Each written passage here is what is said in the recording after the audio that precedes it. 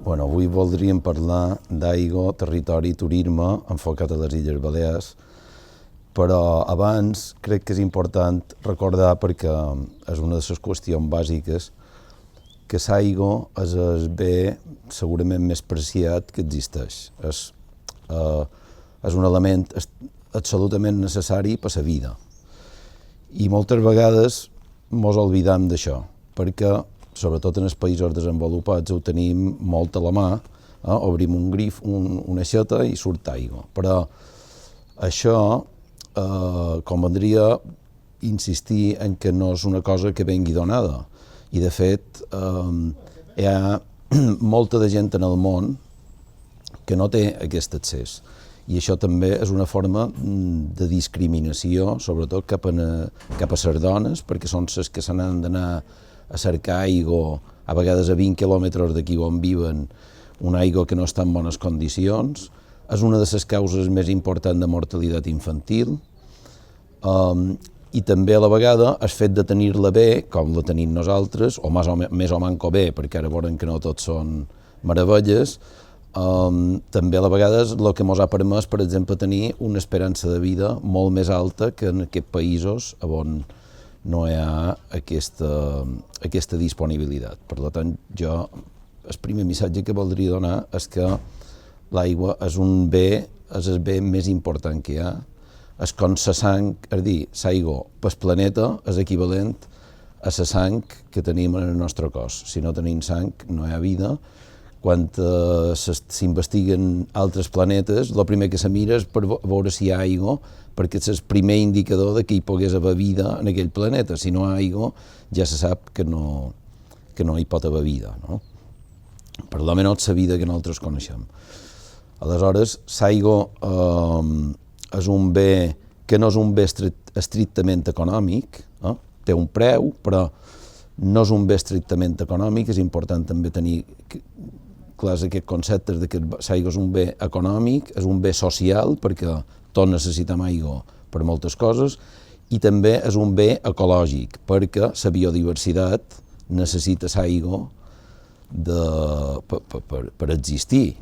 Ja no només les persones, sinó també tota la biodiversitat que hi ha en el planeta està vinculada a lo que és l'aigua. Dit això, que m'apareix imprescindible per recordar el que representa l'aigua en el món, en el nostre territori, les Illes Balears, hem de dir que no m'ho preocupem massa d'aquest bé. És a dir, és un bé necessari, però no m'ho preocupem massa. Ni els usuaris, perquè utilitzem molta més aigua de la que realment necessitaríem per totes les necessitats, inclús per les necessitats més supèrflues, com pot ser, no sé, les piscines, no sabem optimitzar i no tenim cura d'optimitzar el consum que feim d'aquest recurs, i també, i sobretot, l'administració, perquè l'aigua és un bé públic.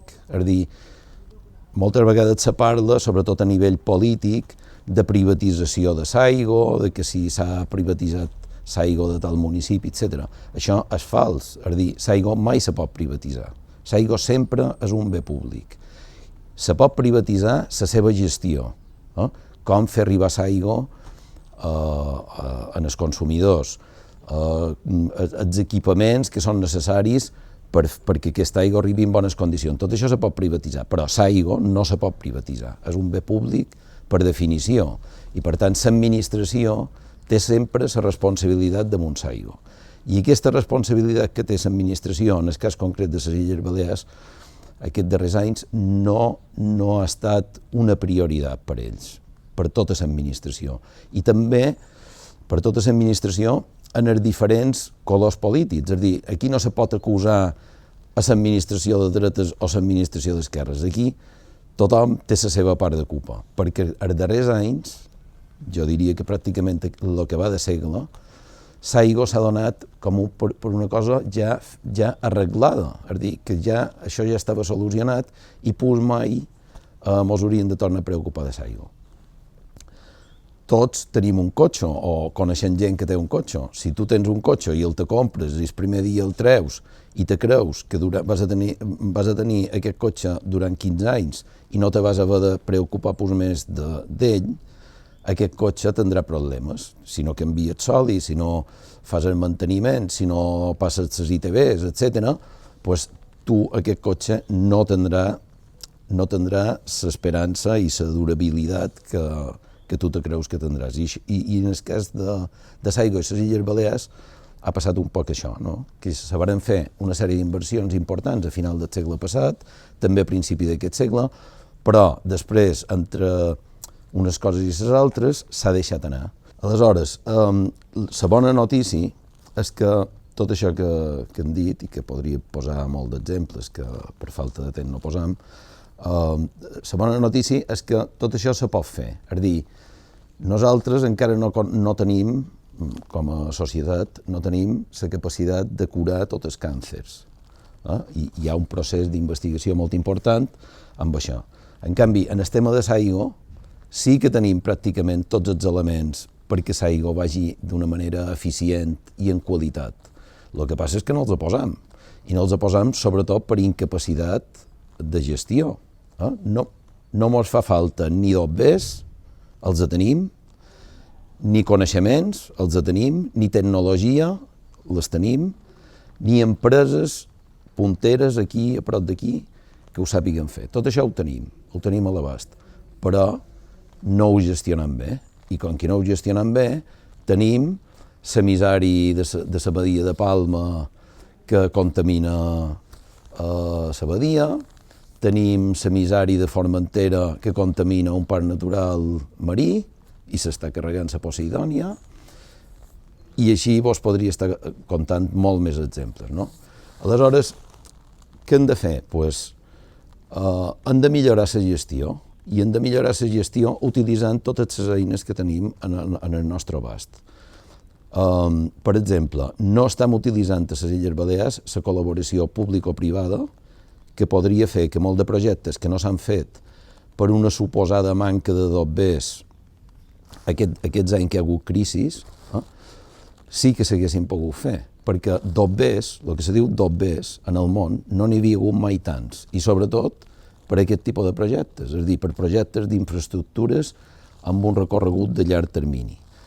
Hi ha una dobberada, i les empreses tenen possibilitat d'assolir aquest finançament, però hi ha d'haver la voluntat de fer una gestió compartida, que això no vol dir privatitzar, insistesc una vegada més, sinó que cadascú faci una part de la feina per poder tenir solucions millors de les que tenim.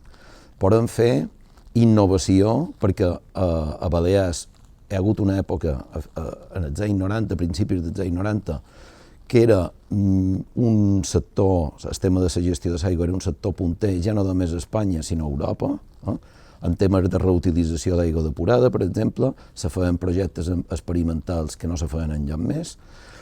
Aquí tenim una oportunitat de tornar a recollir aquesta bandera que teníem i fer projectes de reutilització, per exemple, en el sector turístic, que pràcticament no se'n fan, en el sector ambiental, se poden fer recàrrega d'aqüífers, que hi ha bona part dels aqüífers que estan sobreexplotats perquè aquest territori ha tingut un creixement molt important de població, ha crescut molt la demanda, ha crescut molt el turisme, i per tant, diríem, els aqüífers naturals han tingut una sobreexplotació, però que a la vegada aquí se pot fer un projecte molt interessant de recuperació d'aquests aqüífers i d'aprofitament de l'aigua per tornar a utilitzar-la com a aigua potable i que entrés dins el segle.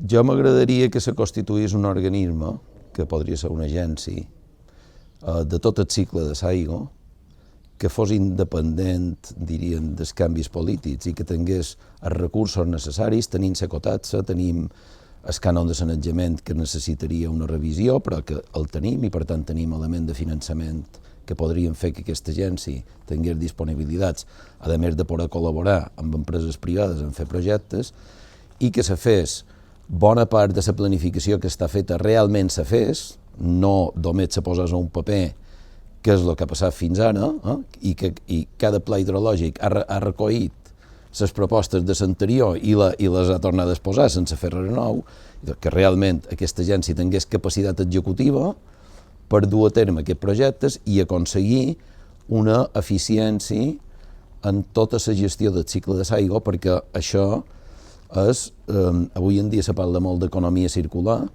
l'aigua és el que més s'adapta a una economia circular, perquè nosaltres podem tancar tot el cicle d'aprofitament de l'aigua i per tant no hi ha res més economia circular que això, i a la vegada també permet un camp molt ampli d'innovació, tant en el que són tractaments, amb afrontar nous reptes, com per exemple els contaminants emergents que estan apareixent a l'aigua que antes no eren, com pot ser restes de medicaments, restes de drogues, etc. Tot això requereix de nous tractaments que avui en dia encara no se fan i que dona oportunitats a la vegada d'innovar tecnològicament, innovar en gestió i innovar en obra civil. És a dir, tenim moltes oportunitats que a través d'aquesta entitat que tingués totes les competències assumides potser podria assolir de manera eficient si fossin capaços de gestionar-la bé.